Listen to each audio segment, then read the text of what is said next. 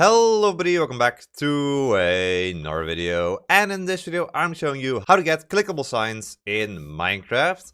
So these are signs you can click on and then they perform some sort of action in game. And so if you like Minecraft videos like this one, then please make sure you leave a like and subscribe to the channel for more Minecraft tutorials like this one in the future. Now this command will only work in Minecraft Java edition for the most recent versions of the game. So that would be version 1.20.5 and above. And so more specifically, I'll be showing you commands that can give you these signs that can perform certain actions. So for example, this one over here. If you click on it, then it teleports us to a certain location every single time, as you can see right here. And it's a special property of the sign. So how do we actually get this? Well, in this case, I've shown this off using a setblock command, but I'll also show you how to get a give command so you can get these into your inventory as well. So you can place them down wherever. But let's start with the setblock command over here. How do I get this sign that teleports me to a different location? Or just activates pretty much any command in the game? Well, that is like this. I first just use the setblock command to place an oak sign 2 blocks to the right of this command block. So there's this first part. Then the next part is just to add the message there. So that says start map.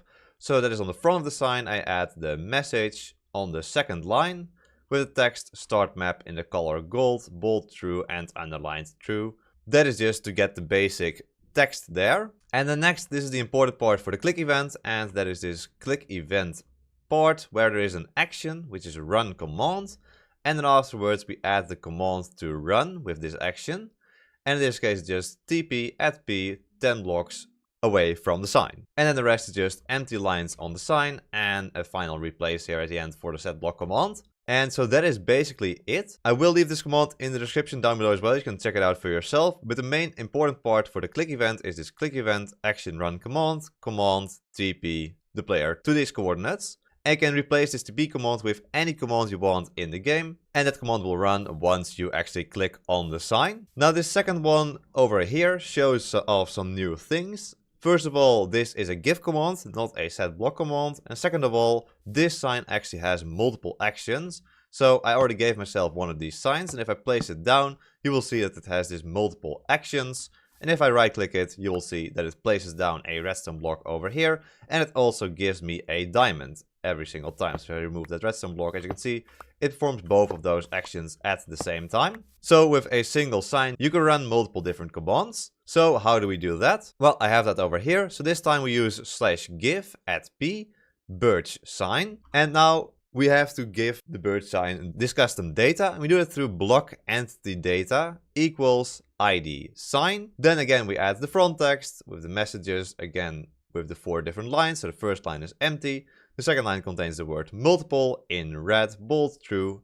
And then of course we have the click event. So this click event here is a run command, and the command is /give at P a diamond.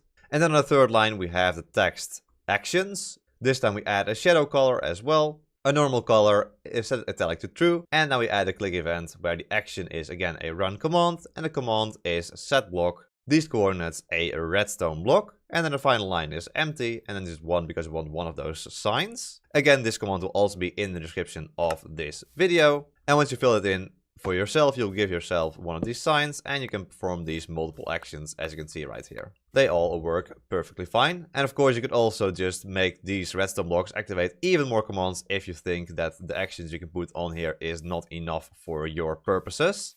Now I will also show you how you can easily create these signs for yourself, because setting up these commands is quite difficult because they are quite long. So personally, I recommend just going over to the MCStacker website, which I'll link down in the description down below, and I'll quickly show you how to use it to create these custom signs for yourself. So if you open MCStacker with the link I provided in the description, you'll see something like this, and you can go over to the give part of this website. Here you can first specify who you want to give the sign to. You can just keep this as is and we'll give it to you. And down here you can add a sign. So let's say you want to give ourselves a cherry sign.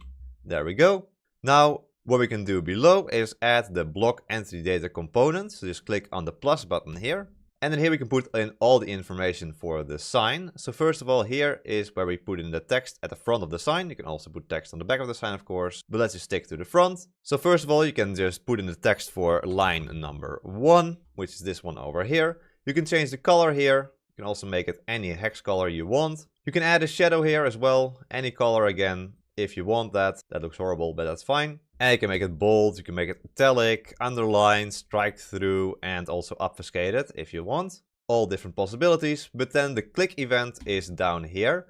This is where you'll put in the command that runs once you click on the sign. So let's say effect give at b speed for 10 seconds, level 10, something like that.